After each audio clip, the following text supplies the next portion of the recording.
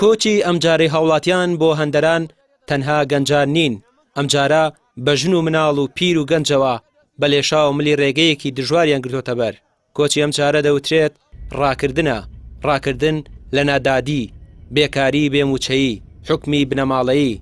ئەمجارە لە نێوان مردن و مانەوە لە کوردستان هەمووی مردنی هەڵبژاردووە.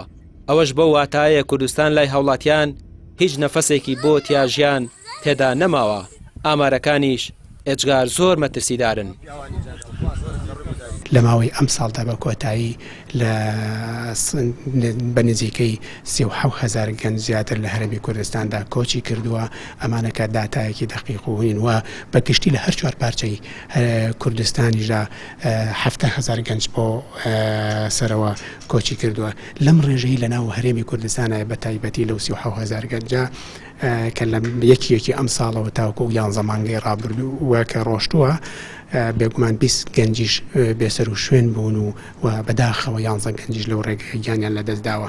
هەموو ئەمانە بێگومان ئێماگەر و داتایی کەلامانە زۆرترین ڕێژەی کۆچ بتوێن و پشدەری بەردەکەوێتە قەڵاتزێ و ڕانیە بەدووی ئەودا شیلاتزێ و منتیقەی دەڤەری باتینانی بەردەکەوێ. پاشانیش لە پاش ئەو دەڤەری سۆران و ئەو منتیقەیە بە ڕێژەی سێ هەمدا دێت و هەڵەبجە و سەی سادەقیش ڕێژەی دووهەمە لە کۆچی گەنجاندا. ڕێکخراوی قوتابیان و سەنتەری پەرەپێدانی لاوان دەڵێن لە ماوەی چەندی ساڵی ڕابردوو حکومەت لە جێگەی خزمەتکردنی گەنجان و فراهەمکردنی هەلیکار و سوودوەرگرتن لە بەهرە و توانەکانی گەنجان کارێکی کردووە خەڵکی مردنی پێ باشتر بێت لەمانەوەی لە کوردستان. وڵات بە جۆرێک بەڕێوە دەبن خێر و بێری تەنها بۆ بنەماڵەکانی خۆیانە و هیچ کەسێکی دیکە لێی سوودمەند نابێت.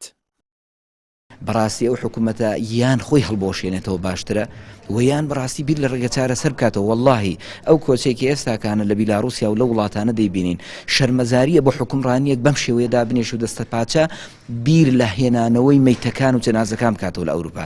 بەڕاستی جێگەی شەرمەزاریە دەسەڵاتێک بە هیچ شێوەیەک بیر لە ڕێگا چارەیەکی ڕیشەی نەکاتەوە، بیر لە گۆڕانکاری ڕیشەی نەکاتەوە بۆ ئەوەی ئەم گەنجانە ئاواتێک ئەمەلێکیان لە وڵات هەبێ کۆمەڵک چاکسازی ڕابگەێنێەوە کۆمەڵک بنەمای ژیان لە وڵاتەدا قرار لەسەر بدا بۆ ئەوی گەنجان دیسان جاری تر بە لێشاو نەڕۆن کە بۆ خۆتان نزانن منتیقی وا هەیە چۆل بۆ گەنجی تێدا نەماوە. گەنجانی ئێستا کە کۆچ ئەکەن بۆ هەم سیاسیە هەم ئابووریە هەم کۆمەڵایەتیە. گەشە کۆمەڵایەتیەکان ناتوانێت پرۆسی هاوسەرگیری دروست کات. گەنجێکە تەمەنی لە 25 بەرەوسەرەوەی بەڵام ناتوانێت پرۆسی هاوسەرگیری دروست کات چکەی بێکارە، پارەیەکی نییە تا بتوانێت ژیانێکی خۆش بە خۆی تەمین کات و گوزەرانێک دروست کات. لەو لاشەوە کچەکەش بە هەمان شێوە کۆمەڵێکێکی کۆمەڵایەتی تری هەیە کە ناتوانێت بۆی ئەم گەنجە هانە ئەبا بۆ دەروی وڵات لەوێ پێی وایە کە لەوێ خوشگوزاری بەدەستێن. تا ئێستا حکومەت دەستەوستانە لە ئاشارە سەرکردنی کێشەی کۆچی نایاسایی هاوڵاتیان. ڕۆژانە بە سەدان هاوڵاتی وڵات جێدەهێڵن کەچی کاکی بەرپرس دەڵێت لە سەرتاسەری جیانلەوەتی مرۆڤایەتی هەیە کۆچکردنیش هەبووە و هەر هۆکارێک حتا لە ناو کوردستانی خۆشمان زۆربەی لەو عەشایرانەی کە مەڕووماڵاتیان هەیە چێستان و گەرمێن دەکەن.